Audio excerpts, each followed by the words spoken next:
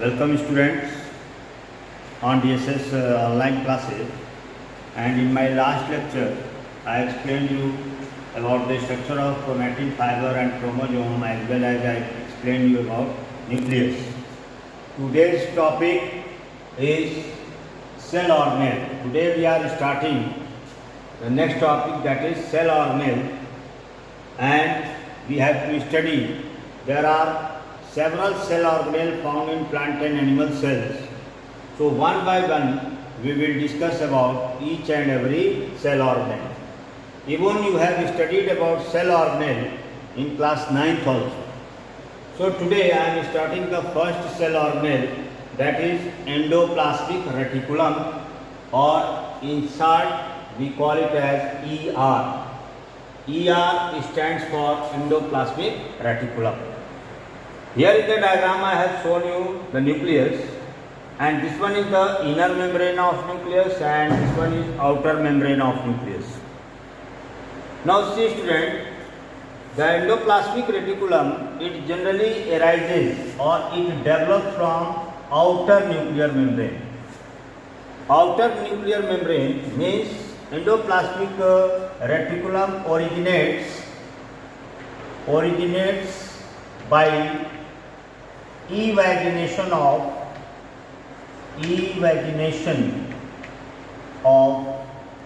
outer nuclear membrane.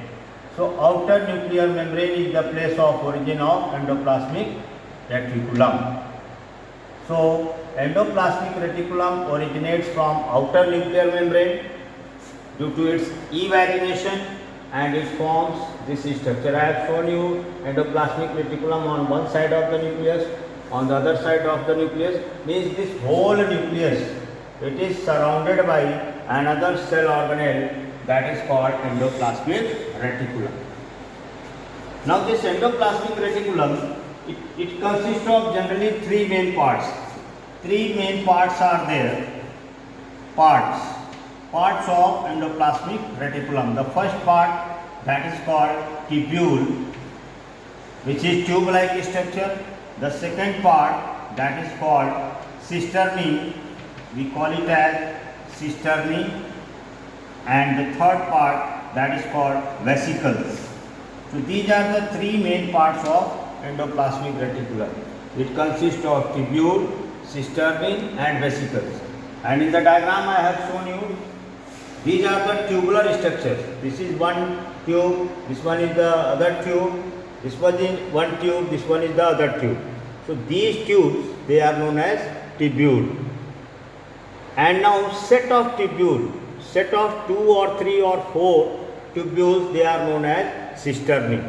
So set of tubule is called cisternae, and at the end blind sac-like structures are arising, and these blind sac-like structures are known as vesicles. Vesicles are the blind sac-like structure known as vesicles.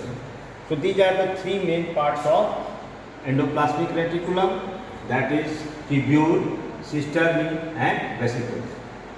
Now depending on the nature of the endoplasmic reticulum and depending on the function, nature and function, endoplasmic reticulum is of two types. Endoplasmic reticulum, that is of two types. The first one is called rough endoplasmic reticulum and the second one is called smooth endoplasmic reticulum. Now what is difference between rough endoplasmic reticulum and smooth endoplasmic reticulum, that I am going to explain you. This rough endoplasmic reticulum, that is called RER, and smooth endoplasmic reticulum, that is called SER. This rough endoplasmic reticulum, the tubule of certain endoplasmic reticulum, it on the surface of tubule ribosome particles are attached. So if the endoplasmic reticulum tubule part ribosomes are attached, ribosomes they get attached, then their surface become rough and we call them as rough endoplasmic reticulum. The other tubular part of endoplasmic reticulum, they are without ribosomes and their surface is smooth, So we call them as smooth endoplasmic reticulum. Now rough endoplasmic reticulum main function is, since it is having ribosomes, and you know that ribosomes, they are known as protein factories. So this rough endoplasmic reticulum, region of endoplasmic reticulum, it helps in protein synthesis. And since smooth endoplasmic reticulum surface, it is not having any ribosome, so it doesn't help in synthesis of protein. Then other function of vesicles. Now what is the function of vesicles? The third part of endoplasmic reticulum. Generally these vesicles, they store inactive form of proteins. Inactive form of proteins are stored in the vesicles. Inactive proteins.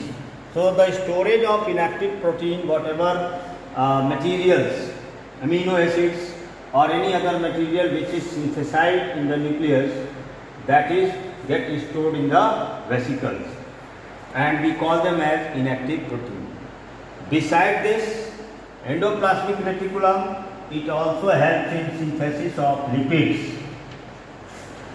You have studied about fats and lipids. So endoplasmic reticulum, generally it is storehouse of lipids, and beside this endoplasmic reticulum, they are also storehouse of calcium. Calcium is also present in endoplasmic reticulum. So these are some important function of endoplasmic reticulum, and that is the discussion about the first cell organelle, that is endoplasmic reticulum. That's all for today's lecture. Thank you.